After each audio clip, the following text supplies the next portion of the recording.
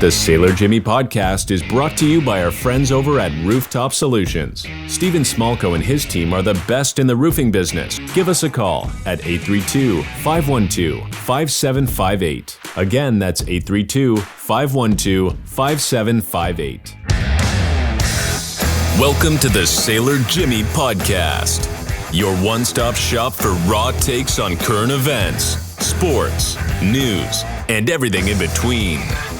Inspiring people to chase their dreams, share their success stories, and find joy in life. Now, here's your captain at the helm, U.S. Navy veteran, Jimmy Rogers.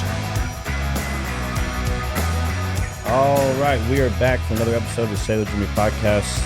To all you shipmates out there, sorry we took a few weeks off. Took a little vacation time, got our thoughts together, and we're back here in the studio at Beefy Marketing in Tomball, Texas. And boy, do we have an awesome episode and guest for you guys today. When I decided to start this podcast, we talked about it for a couple of years, me starting this podcast. By the way, I have my wife, Lindsey Rogers, on with us today. Hello. She needs no introduction. We talked about the guests that we had wanted to have on the show and the ones that we had dreamed of putting on. And today we have one of those guests that we dreamed of, Taya Kyle, the widow of the legend Chris Kyle. And Lindsey, I know you're a military spouse. You had the opportunity to serve with me when I served in the Navy. I know Taya Kyle has been a very influential person to you. Absolutely. So how excited are you to be here today to have Taya on the show and ask her a few questions? And I'm incredibly excited. Not only was Chris her husband, she is also an author, and she's the executive director of a nonprofit as well. But when you were serving, I read her book, American Wife, and because you were serving, I mean, it resonated with me a ton, and I mean, it was heartbreaking and just something you could never, ever imagine, like what it would be like to go through that. But what, made me such a fan of hers is her resiliency and most importantly, her faith and how she got through it all and leaned on the people around her. I mean, the story is just incredible. That, and I think that's important to note that she turned such a tragedy into, I don't really want to say, made something good out of it. It's hard to make anything good out of that situation, but I think that I can put my hand there, it's okay. Right? It's fine to show emotion. It's the background noise. It's all right. Picking up. It's all natural movement. Okay.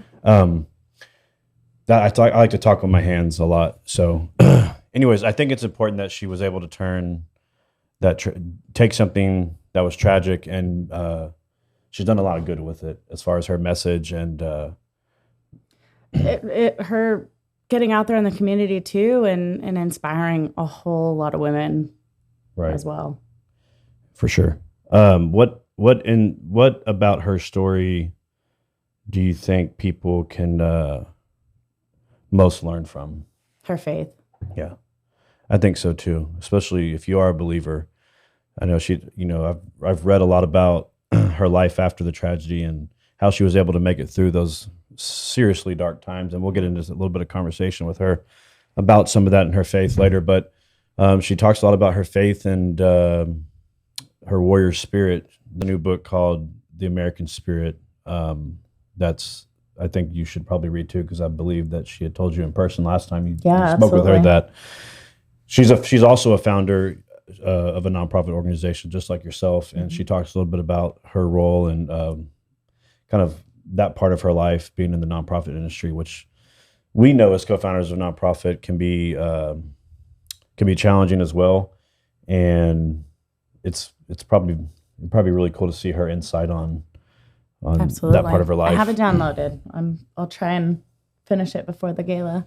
Sure. And speaking of the gala, we have Taya on here today as our guest on the podcast. We're going to be promoting the fact that she's going to be coming into town to keynote speak at the 6th annual Boots for Troops Gala at Margaritaville in Conroe, June 18th. So we have record-breaking ticket sales for that event, and we're super excited about that. So we're going to talk to her a little bit about that as well. That event is also presented by Guild Mortgage, Team Anderson, right here in Tomball, Army veteran, and just fantastic people as well. Yeah, Mr. Jeff Anderson, who's assured me that at the gala, he's going to tell me why he wrote that first donation check years and years ago. He was one of the very first donors to Boots for Troops, and he has a story to tell. He had a story to tell last year, and it was funny, so maybe he'll entertain us again this year. I have no doubt. Anyways, so I guess with all that being said, like I mentioned a few minutes ago, we're extremely excited to have Taya here with us today, and without further ado, let's bring Taya on. All right, without further ado, we'd like to welcome in Taya Kyle to the Sailor Jimmy podcast. Taya, thank you for taking some time to be here today. Thank you for having me. You bet.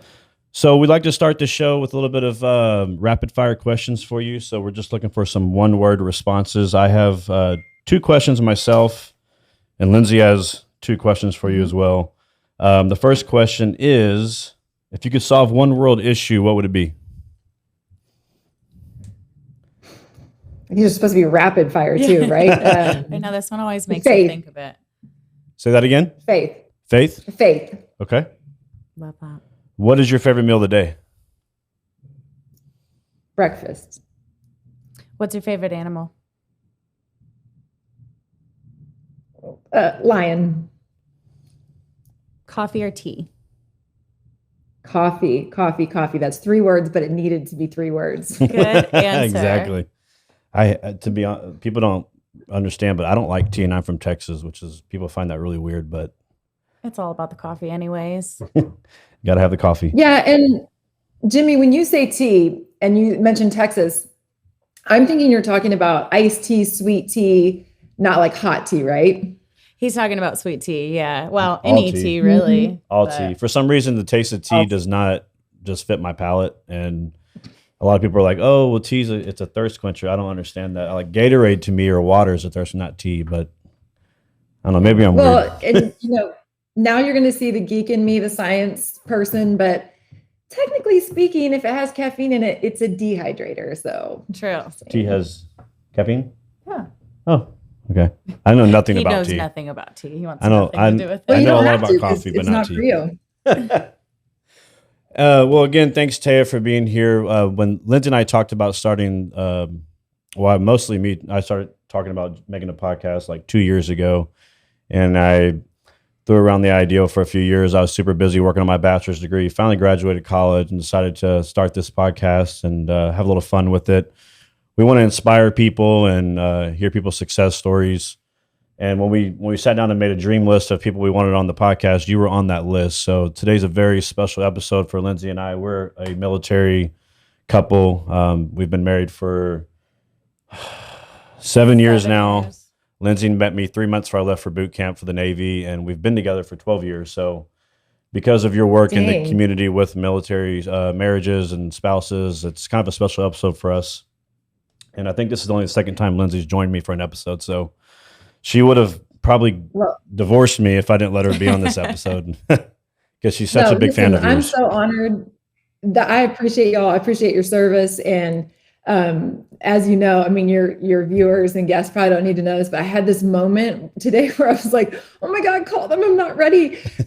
Because I woke up at 4:15 this morning. I was working on curriculum for the foundation. And I was like, but I hit a wall usually around like 3 o'clock, right? And today the wall came at like 1 o'clock and I was like, no, I don't care. I'm powering through. I can do this. And then around 2, like right before 2 o'clock, I panicked. But listen, I feel super happy now that I'm on with you guys and I rallied and you were so generous.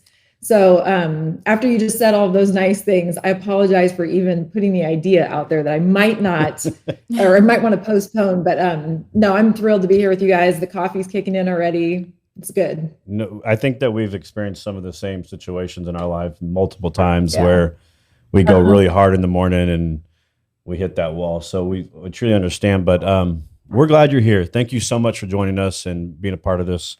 We're going to we had some things we want to ask you. Lindsey and I, Lindsey's read your book, American Wife. Like I mentioned earlier, she's very inspired by your story. And did you want to ask her the first question? Or you want me? You go right ahead. Okay. So I sat up doing some research on you the last couple of nights and really try to think about how to make the best of this interview and ask you some things that were important to me and important to my listeners and my audience. And the first thing that came to my mind was I know you're a very spiritual person, and you believe that God gave everybody kind of a warrior spirit. Can you talk to us a little bit about your warrior spirit, your faith, and how that's carried you through so many of, or not so many, but of the darkest times in your life, obviously losing Chris, and how your faith with God and that warrior spirit kind of carries you through, and how we all kind of face dark times in life, and we have to have that warrior spirit. No, you know what, Jimmy, I totally agree with you. And I'm grateful that you asked the question. You were right. I think it's been that it's continued to be that for me. I'm just looking over because my daughter just got home. She did an internship at the sheriff's department today. So I'm waving at her real quick. But after I'm off this podcast, I can't wait to talk to you. Taylor Jimmy said hi. Yeah, okay, they say hi. Jimmy and Lindsay say hi. So yeah, no, honestly, it's interesting because I was just thinking about this the other day. I've been very vocal about my faith because it is something that has carried me, changed me. I am not the person I used to be. And it strikes me as almost odd how much different this part of me is, how bold it is. I did not pray out loud forever. I mean, it's only been in the last decade that I've done that. I knew God, but I didn't have as much experience with that personal connection. And so I had some moments that strengthened my faith, but I didn't even know for sure if, Jesus was really the Son of God. I knew he was, a good guy, a prophet, all this stuff. I knew I was supposed to believe that. I felt God, but I just wasn't sure. And before Chris was killed, probably 2011, 2012, I thought, I don't want to have this lingering doubt. I'm going to start researching and seeing if this is is Jesus the one that I should base my life on, right? Outside of just God. And so I started reading The Case for Christ and Heaven is for Real. I mean, I remember sitting in bed and kind of giving Chris the cliff notes to Heaven is for Real. And he was like, wow, that's so cool. Cause he knew the Bible, inside and out. And so with some of those things that people experienced after death and getting that glimpse into heaven was really validating a lot of that. So having said that, my kids and I have had so much experience with God that I cannot deny it. I can't even imagine deny it. It's so real and personal and evident in our lives. And it's changed it. It's changed everything. And I want people to know that, because I guess I wish I had known sooner. Even though I was brought up in the church, I didn't really understand how personal God would get, and how much access we really had to him, I guess. So anyway, I could go on for a long time. I'll stop myself there, but to say that that it's important is probably the biggest understatement. It's really all I have sometimes. And I think a lot of people struggle with, we all have that moment in our life where we want to question our faith, and sometimes it takes that experience in life where you have to experience God actually impacting your life, or doing something that is, like God did that, and I think it can change your mind. For me, when I joined the military, a lot of people don't know that I didn't want to join the military, but I felt like I was getting these signs from God saying, you need to join the military. And it was just like people randomly asking me before I even joined, hey, are you in the military? And I was praying a lot about, hey, God, what's your path for my life? Show me the path, give me a sign. And then I kept getting these weird signs from people. And it's like, that's how you knew God was real, because he came in your life and you felt him there. So I feel like maybe that's, a lot of people are just, they never had that experience with God yet. I don't know. Well, and that was, you kind of answered one of my questions too, was, what was your faith like before you lost Chris? Because I feel like so many of us are believers and don't often take the time to strengthen our relationship with Christ until something happens, right? That kind of thrusts it upon us. And, what was it like for you before and then after? Because I feel like that's just been the biggest factor in carrying you through everything. You're right. No, 100% it is. And it's fascinating to me because when I was little, I felt God. I went to an Episcopal church and I would say the Our Father, and I felt him, like it was a heart feeling, but I didn't believe in the devil. I didn't believe that there was like a dark force or the spiritual realm that way. I just knew that I could feel different things spiritually. Like I get chills saying that now. The positive things, I could sense them in a way.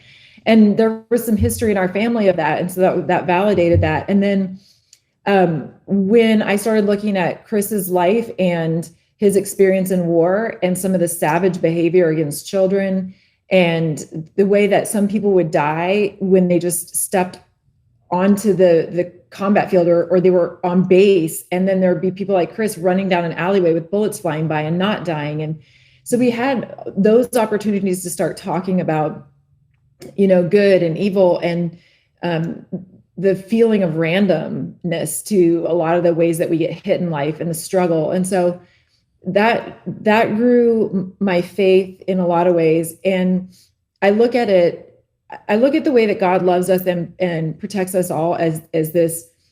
I think of my kids. If one of them had an amputation and I knew that they were going to have it, there was no getting around it, then what would I do? I wouldn't tell them everything that was going to happen, but I would prepare them in little tidbits, little things where maybe they weren't even sure, they wouldn't know I was preparing them, but I was giving them little things I knew they'd need. I'd be with them during the amputation. And after, I would be there to strengthen them. And I'd be like, okay, baby, listen, this is not going to get you. We're going to go out and show the world that this did not end you. In fact, you're going to be stronger and better than ever. And I look at that and I think there's so much of this loving father that did exactly that for me. I didn't know I was being prepared for Chris's death, but I was in ways that I can look back now and see very clearly. And I didn't know at the time that I was being prepared for it. So that's one way, I guess, that I can see how my faith was starting and percolating in different ways before he was killed, that I had that chance to process it. And that I was aware of good and evil and our friends in law enforcement, the things they've seen. There's just no way to deny that there's a darkness tempting all of us. And I'm okay with that now. Whereas before I just thought, nah, that's weird. So anyway, I'm just a changed person. I'm just a different person. And sometimes, Lindsey, to be honest with you, that even this week I've struggled to the point of tears with am I even fun anymore? Am I just so, I see things so clearly, the darkness and the light. And I have this faith and I have this awareness of pain and in my own life and other people's lives. And it's a cruel world. And I got to this place of maybe it was more fun when I didn't know all this. And Chris and I were just sort of rebellious and goofy and then I realized that what I really needed to was to go back in deeper. And so I feel like I'm rambling, but everything was irritating me. The Christian music I loved was irritating me. TV shows that were lighthearted, nothing was making me feel sort of satisfied. And I asked my son what I could do. He would listen to some things, devotionals and stuff, but I didn't want to do that. And he said, Mom, go to the Bible Project on YouTube and just hit a video. And so I was in the tractor and I just started listening to these short 8-minute videos describing books in the Bible. And all of a sudden I felt peace again and happiness. And that's wild to me. I mean, there's no way to explain that except to say that there was something I don't know. I guess I just needed more, something. I don't think you're boring. I think you're very interesting. I think you see life through a very different and interesting set of eyes that can be inspiring to many people. But I do agree that we live in a very, very dark and evil world, especially in these days. And I was questioning myself earlier today. I'm like, because I'm a human, we're all human. How do human beings get to such a dark place that they want to go do such cruel and mean things to people? What about, how does that even, even in my most angry moments, I wouldn't wish some of these things upon my biggest enemies. I don't really have any enemies, but if I did, and I just try to understand how the world is so evil sometimes. And that was one of the things I wanted to talk to you about was, why do you think that is? Do you think that it's a lot of the culture that we live in these days with so much, children are being, have so much access to violence. And I mean, you look at the entertainment industry and they're video games, and it's not the same as it was years and years ago. But I have a hard time understanding how people can do such cruel things. I mean, I understand mental health is an issue, but how do you get to such a dark place where you say, I'm going to go murder somebody or I'm going to go shoot up a school? It's heartbreaking. And how do we, as a world and as a society, how do we fix it? How do we make it? How do we turn the direction back to God and back to, honestly, I think it's educating our youth and doing a better job of educating the youth to love and not hate and having compassion and it is such a dark world sometimes.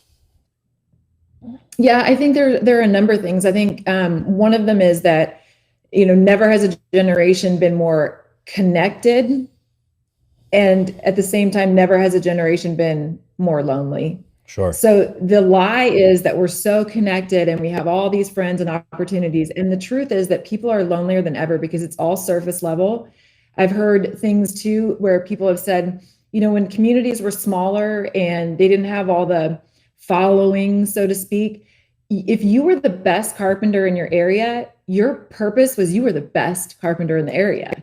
Right. And now it's like, you have to be the best in the world to even be credited with so-called, achievement. And it's a lie. I mean, these are all lies. We're living in a world of lies. The truth is, if you're a great carpenter, you're a great carpenter.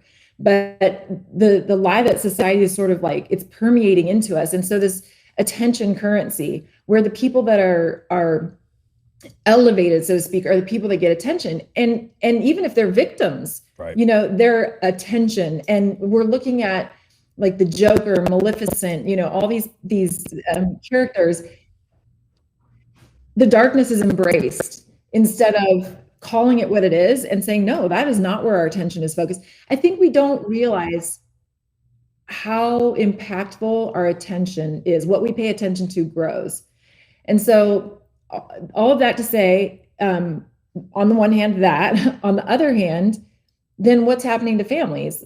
I've been guilty of it too, saying, oh my gosh, I'm on my phone and my kid's right in front of me. Let me stop and let's talk. And hey guys, we're going to, put phones down. We're going to have a conversation in the car on a road trip. We're going to talk about stuff. We're going to invest in each other. That's a conscious effort nowadays, where before you did it because there was nothing else to do almost, I think that we're losing a lot of the humanity when we do all of those things. I noticed that the other night at dinner in the restaurant. I looked around the restaurant and every table had people on their phone. That's just like, it's not the same anymore. But yeah, I think we need to find like Jimmy, sorry, go ahead. No, go ahead. I just think we need to find the more of the human connection. And I also try to be compassionate towards it being a different generation. Like I do hear my mother-in-law and my father and elder people talk about, it was a different time and when they didn't have cell phones and how this generation. They would actually sit down to dinner every night with their mom and dad or their family and have conversation. But we can talk about that as much as we want, but we have to be compassionate towards they're in a different world, and it's not going to go away. So how do we, whether it's through parenting or, limiting the time or what, how do we educate our youth and discipline them so they grow up to be good people and they feel valued and important in their family and their home and in school and with their friends, because that's another thing is these kids, they're all in competition. So anyways, I see the side of how we need the more human interaction, but how do we do it the best way? Because we're just living in a different world. And we are. And I think, but acknowledging it is one thing. And the other thing is, you're right. You have to live in the world. And I think with that, we teach our kids, how do you live in the world? Right. And so in that way, I started from the time my kids were really young, talking about this stuff, right? Talking about, what do you say when you witness somebody bullying somebody else? Right. And we literally role played it out. What do you say when you see somebody offering drugs? And we role played it out before they're in the time of their life where they don't think I know things, right? And I still believe you. And before they're in a time in their life where they need it. We did things like, okay, you say no, you don't want any, and they say that's stupid. My brother does it all the time, right? Like we role played those things out, and then we just, we have to, if we as parents want something more, we have to invest in our kids and invest in the time and put our own stuff down and make our own sacrifices. And like for me, I make sure that I talk about those choices with my kids. I'm a communicator, and I go a little bit above and beyond, I think, to communicate those things to my kids when I see them. So I can say, look, we're not going to judge that person because it's not our position to judge. But if you look at that example, what do you see that could be harmful? Or what do you see that could be good? What would you want to emulate? What would you want to change? If you were their parent, what would you expect of that kid? I try to raise them where, when I can, I give them the power to make decisions so that they can practice making it and leading part of the family in certain ways. For me, it's all about just investing. And it takes time, man. Like, we're all tired when we're parents, but we got to set our crap down and take the time to invest in them. We're not parents yet, but I'm sure we will be one day. But that's all good stuff to know. You gotta put the time in with the children. Like I said, you gotta have that healthy balance. I remember growing up, you know, as a young kid, we listen to rap music, playing basketball, but also my parents had me in church. So I mean, I knew right from wrong, and I knew, you know, I could separate the two because I had that parenting. You had strong leaders in your family that always kept faith close to you. So yeah, I'd like to transition into another topic, if you don't mind. Yeah. I'd posted on Facebook that I was going to be interviewing today and asked people, you know, what would you ask Taya if you had the chance? So it's kind of a fan question or a follower question, and I thought it was a very interesting one. They asked, did you lose trust in helping people after what happened to your husband while he was helping others? If so, how did you overcome that, or have you been able to overcome the distrust after being hurt from it all? And I found it was a very interesting question because Lindsey and I are in the nonprofit industry and we help a lot of people. So, yeah, I think there are a few things. One is that in the murder trial, I learned a lot. And one of the things that the prosecution and the defense both testified that this guy did not have PTSD, had nothing to do with that from what I could see and what they were saying. He did not have a mental health issue, according to them. This is, in my opinion, this was somebody who was entitled and used his service to get out of things. That was some of what I saw, in my opinion, in the trial. You know, getting out of tickets or getting a job or using that when he didn't see combat, according to what they were saying, you know, but he used that. And so I think there's always going to be a person who does that. There's always going to be a person who takes advantage of a system. My challenge has been, and part of what I think was bringing me a little bit to tears this week even, was it was Chris's murder. It was the business dealings that he had and things that he discovered before he died that I was trying to continue to dig him out of, other lawsuits, other business people. I've been ripped off a couple of times, you know, when I was in deep grief. And I just think, you know, after a while, people have misstated things. People that you would think would be an authority on our lives have said horrible things. I mean, and I've looked at that and thought, if I'm all of those people, I can tell you, I was trying to serve, do right by, not engage, walk the high road, and it hurts. It hurts, right? When you get that. And so at some point you go, okay, so where is my trust? Where should I give my trust? And I think that goes back to, in my opinion, I think there's a darkness that is going to attack the light. And so if I'm like teetering here, the darkness is like going to try to devour it. And so if it comes in that strong, I have to go deeper into the light to combat that. That's one thing. And I found that, okay, so if I can't trust people, then I have to trust God. Right. And then I started to think, well, how do you trust God? What is that like? If I can't be known by people for my heart and my intentions and my soul, who can I be known for or known by? Really, only God. Like, you know, if you think about it from cradle to grave, the only person who knows your every thought, every intention, your heart is God. So who should you look to then? Right. And I will look to him. And it's not like I'm going to get back like, you're awesome, Taya, every time. You know, it's like, hey, I love you, baby. Here, this is good. Now, how about this? How about if you try a little of this? Right. You know, you could adapt here and do better here. So I guess that's a long-winded way of saying I have been very sad about the nature of man, and that we're likely to be hurt by a lot of people. I've been hurt by more people after Chris's death than I ever was before. And I can't explain that, but I can say that it also made me cherish the very few people who are trustworthy and loyal and have a heart like yours, Jimmy, where you said, I can't imagine hurting somebody else. Like, you know, my assistant who you talked to is probably one of the best people that's ever walked the planet. And she is literally the person that if there was a nickel in the console of the car, you know, and she used it, man, she would say, hey, do you mind if I just use the 5 cent? I put 5, whatever. I mean, that she wouldn't even use it in the first place, honestly. I mean, she'd rather, you know, starve to death than probably. But my point is those people exist and they're good because they love God mostly. And they're good because they love being good. And those are the ones you can truly trust and feel good about it, I think. Otherwise, she wouldn't be your assistant. Yes. You know, you got to really trust somebody to put them that close to you. I'll tell you this: she was a godsend. Note, I mean, 100%. She was dating a guy in this small town that I live in, but she's from the small town outside of San Diego that I was from. What are the chances? Texas to San Diego. And the person that connected us, she was in college at the time, and a friend of mine back in that small town in San Diego said, I have a family who needs help. I don't want to tell you their name or anything about them. All I can tell you is they need help and they need someone they can trust. Do you have the time and energy to be paid very little to come in and help them? And she said, yes. And she just showed up not knowing who, what, where, when. And she's been with me ever since. And the only way I can explain that is God. Right. Yeah. It has chances. Yeah. And she did it because of her faith. So I really like what you said about, you know, like who really matters, you know?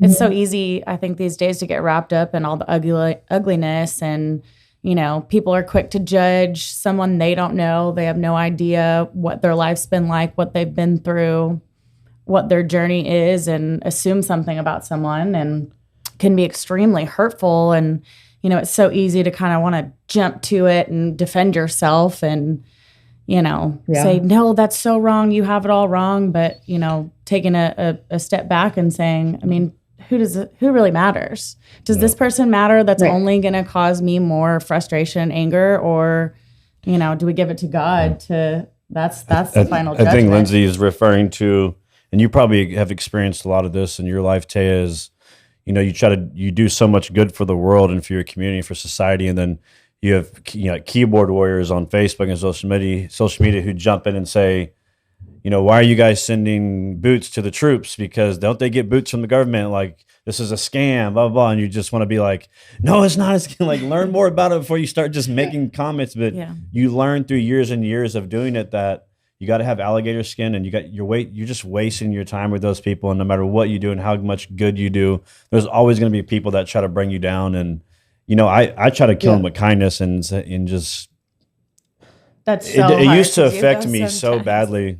For a long time, it affected me because it made me just not want to do any good anymore. It's like, why am I doing this good? You'd have 1,000 people love you and 1 or 2 people try to run you into the ground, and it makes you want to quit. And then you learn that it's not about those 1 or 2 people that are being nasty. It's about the 1,000 people that love what you're doing and want to support it and support you. And I mean, I'm sure you've experienced a ton of that type of stuff, and it sucks, but you got to learn to deal with it. And I think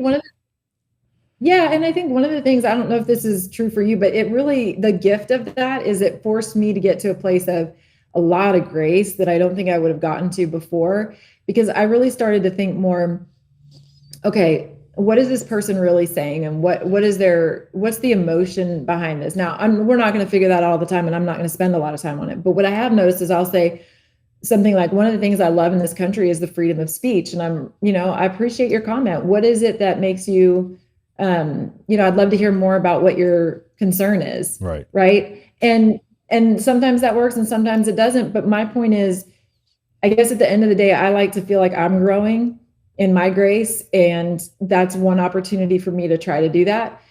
Sometimes I've noticed that it's just better not to respond. But the truth is, I am grateful for freedom. I am grateful for communication. And I do think that we live in a society that wants to write each other off really fast. And I had somebody say, you can't be a Christian and participate in cancel culture. Right. And I was like, wait, let me think about that for a minute. And I was like, I guess that's true, because if you really are Christian, you know that all of us are imperfect and we all made mistakes. So you don't just cancel someone like that, right? Now we can distance ourselves from people who have repeated bad behavior. I believe in that. If somebody that hurts you doesn't want to be forgiven, then, or even ask for forgiveness or acknowledge it, then, you can forgive on your side, but you don't put yourself back in the situation for more abuse. Like I've learned, a lot of those things. And I was thinking this too, side note, but with what you do in the nonprofit world, I don't know if this has ever gotten to you, but this society of followers, and, I had to at some point go really make an intentional decision about, I'm not in this for the followers. I'm in this for the truth of it. So I have to just speak truth and let it happen. Right. And then you get sometimes, but this all goes back to the Bible, by the way, right? So we're not supposed to compare ourselves to other people. And we have to know that every action we take has a ripple effect, and the Holy Spirit and God are taking care of the rest.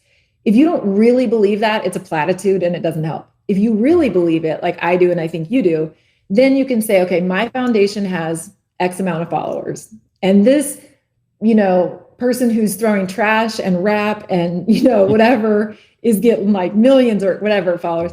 And you have to go, but that's not about me. Yeah. That's not why I'm here. Right. It's not why I'm doing it.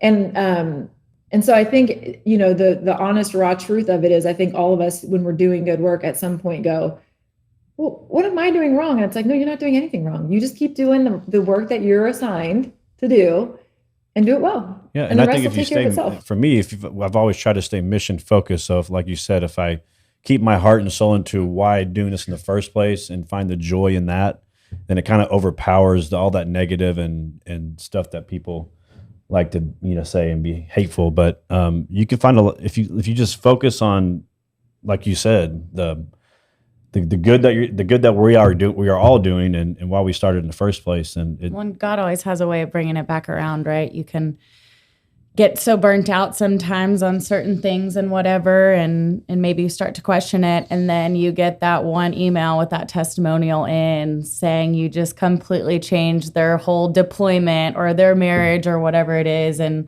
that's the tiny one little thing that you needed that just changes it all. And it's like, oh gosh, what was I even complaining about, Yeah.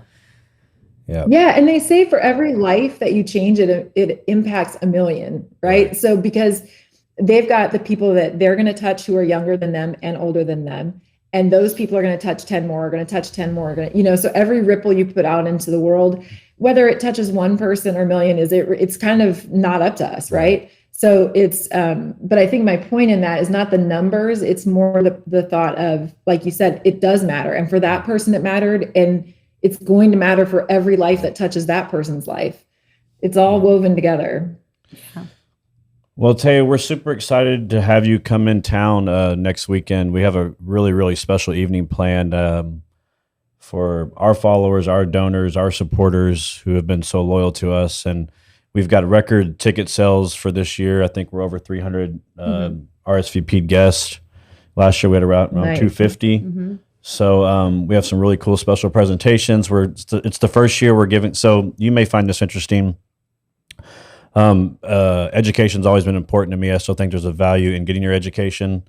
So last year I launched the Military Spouse Scholarship Fund, and we actually have 2 military spouses joining us at the gala to receive their scholarship to go to college, and it's our first time giving out the scholarship. So that's going to be a really cool presentation, and then we're adopting a service dog. There's just a lot of really positive and great things for our military families, and we're so happy that you're coming in to join us. Yeah. I know Lindsey's excited. We actually met you briefly. I don't know, you probably won't remember, but on the Patriot Tour, we were Chad Fleming's guest at one of the stops here in Houston, and we got to meet you for a brief moment.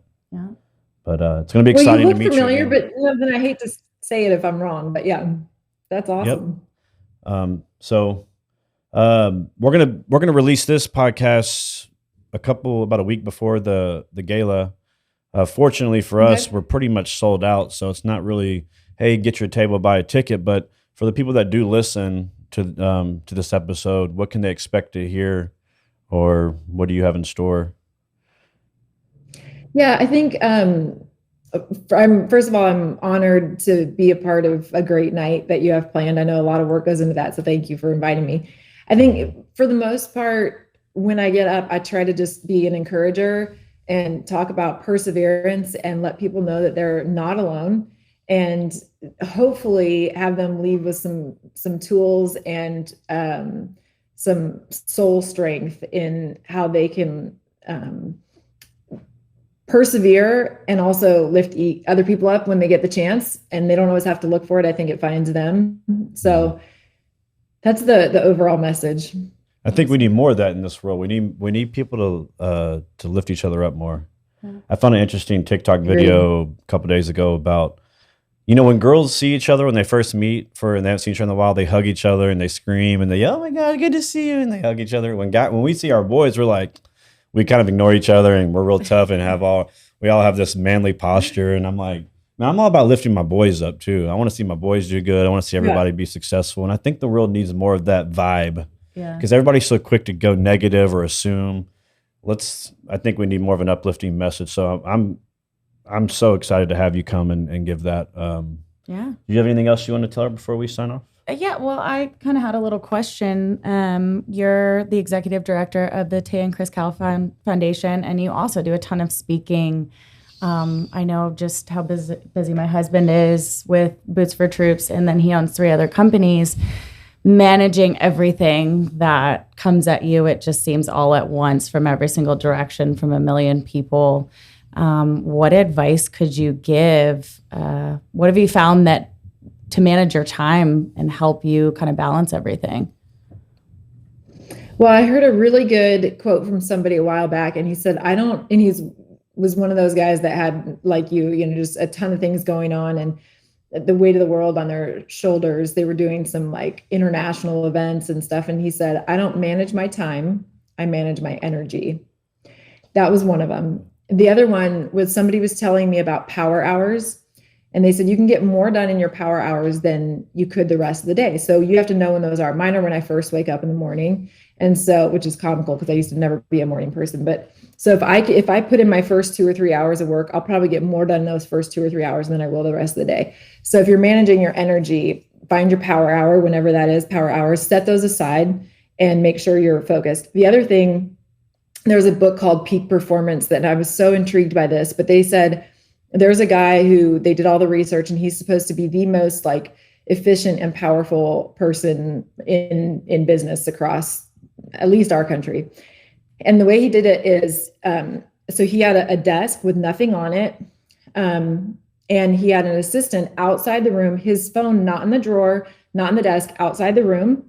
And if he was working on a piece of paper, his computer was off and he was working on the document. He'd put it away. If he had a meeting, nothing was on his desk. The person came in, he had a half hour and he 100% focused solely, like eyes on, right?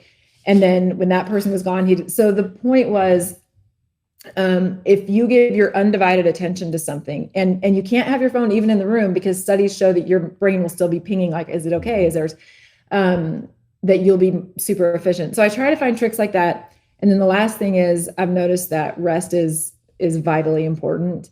And so is time with your loved ones. So if you're managing your energy, those 2 things need a lot more time than you think in order for you to have the best energy for all your work.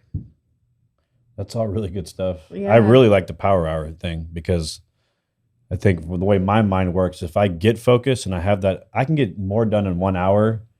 Like I can have a really bad day or 2 where I get nothing done. And then if I'm like, okay, I just really, I don't want to say effed off. I'll just say effed. I effed off for 2 days. So now it's time to get back on track. And I'll just like, okay, in 2 hours, I can just go hardcore and I can like feel like I'm right back on track. Yeah. And then so eliminating, go ahead. I was just going to say, so the thing with that I've noticed too is, so I used to be like, oh, I feel bad about myself if I'm not working. So now if I'm doing it differently, I'm saying, I know that power hour is there and I am going to give 100% of my joy to the time, like that time where you're effing off, if you're spending it with Lindsey and doing something super fun, like you don't have to go like, oh, I should be at work. Like give that the fun and the joy, and then you'll be, super powerful in your power hour too. But Lindsey, sorry, I did cut you off. No, that's what okay. were you going to say? What you said about I think peak performance message, eliminating distraction, because oh my gosh, like, are we all not so guilty about it? We're working on something here. We've got our computer there. We've got our phone. We've got somebody coming in. We've got a million things going on all at once. Like, how do we get anything done in the first place? Right. Somehow. You slam the office door and you powerful. put a note that says, "Do not disturb." Yeah. I'm just kidding. No. Yeah. I mean, I'll say that sometimes, like to my kids or something, I'll say, hey, I don't have my phone, call your sister and she'll get my attention if you need it. I'll literally they always have a backup plan to get to me just for my kids, but I do try to actually put it away from me because it's just, it's so easy to get distracted. I'll add one thing to your three that helps me, and what I found in my success is having good people around you, having a good team around you. Yeah. Lindsey and Shelby and Dallas, everybody that works for me and surrounds me, and once they get to know me and how I operate, like they're such a blessing in my life. I wouldn't be able to do anything without them. So having good people that care about you, that have your best interests, that's another way to kind of manage your time and your energy, because they help you a lot with that. And so I'll just add from my life, that's important. Yeah. Yeah. And there's one of the guys that I respected in business too, we were going through some things and I was going to have to, I thought, let somebody go. And I was talking to him about it. And he said, Taya, I'll tell you one thing, in my 30 years of business, the first time I think I'm going to have to let somebody go, I might as well just let them go, because I've tried to work with them. I've done performance improvement, whatever. And all it does is prolong it until this time. Now he has the spirit that I have, which is I don't ever want to let somebody go. Right. So it's not like a trigger, thing where they're just like, everybody goes. So he's saying, if you don't want to let people go and you've gotten to the point where you think you need to let them go, you're better to make the decision, and in kindness and love. Right. One of the best pieces of advice I got with that was, I believe that you're great. I think it's time for you to be great somewhere else. I love that. This is just not the right fit. And I think that's the truth. I think people are great and sometimes not in the right fit. Sure. Certainly. So. Well, again, thank you so much for joining us today and taking the time. I know you have a busy schedule, so we really appreciate it. And if you need anything leading up to the gala, we're here for you and we're excited to have you. So thank you so much. I'm looking forward to it. Thank you both for having me. Of course. Can't wait to see you next weekend. Yeah. Yeah, we'll see you soon. All right. Take care, Taya. Here in Texas, it seems each year the weather's becoming more and more extreme. Heating, air conditioning, and refrigeration maintenance, repair and replacement can no longer be left to your run-of-the-mill contractor. In today's world, you need a company that can provide not only top-notch services, but also provide excellent customer service and is reliable, honest, and professional. Well, folks, we're here to tell you, Texas Refrigeration and AC Services, better known as TX Racks, is the company you've been looking for. Texas-born, Texas-owned. With 30-plus years of experience, TX Racks offers a full range of services for residential and commercial heating, cooling, and refrigeration. If you're looking for the best of the best to handle your preventative maintenance, which will keep your equipment operating efficiently and prevent unnecessary breakdowns. If you're looking for a company that is well trained in indoor air quality to keep your family and employees healthy and happy. If you're looking for a company with integrity, reliability, and great customer service, look no further. TX Racks has you covered. They offer a full range of air conditioning, heating, and refrigeration services, using the most up-to-date technology and training, with a mobile app to keep you informed about the arrival of your technician and the expert knowledge and experience to evaluate the quality of air you're breathing, along with always providing a live professional to take your call. TX Racks keeps Texas homes and businesses warm in the winter, cool in the summer, and keeps all of us covered with the best warranties in the business. Always on time, always dependable. Call TX Racks for all your cooling, heating, and air quality needs. TX Racks is your go-to in Texas.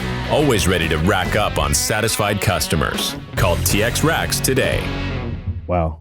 What a that was a pretty special interview for me. I know it probably was for you. Absolutely. I think my favorite part of it was what she said about I think, which was the best question of the interview was, how do you manage your time? And I know you're laughing at me, and you did that because of me, but I just love the power hour thing. Yeah, because that was so fantastic relatable. advice. But what a genuine, she's just how personal she got about even this week, how she's in her own head and thinking, is she boring? Like, she's not afraid to tell people how she I feels. love how open she is too. I think it's very authentic. Yeah, absolutely. So anyways, I'm excited to have her next week. I'm excited for this year's gala. It's going to be, I think, one of the best ones we've ever had. We have amazing auction item gifts. We have just so many cool presentations. Powerful testimonials. I'm super excited about that. Pumped. What's your favorite thing you're looking forward to at the gala? Besides it being at Margaritaville and the pool and all that. I think a really cool thing that's going to happen is last year, we introduced the Jimmy Rogers Military Spouse Scholarship, and this year we actually get to award it. So that's a really cool thing that's come back around. And then I'm super excited about the dog video. And then this year's Golden Heart Award winner, the awardee does not know who they are yet or that they are winning. And I can't wait to see the look on their face. I might be the most excited about that. Do you think they're going to cry? Yes. Okay.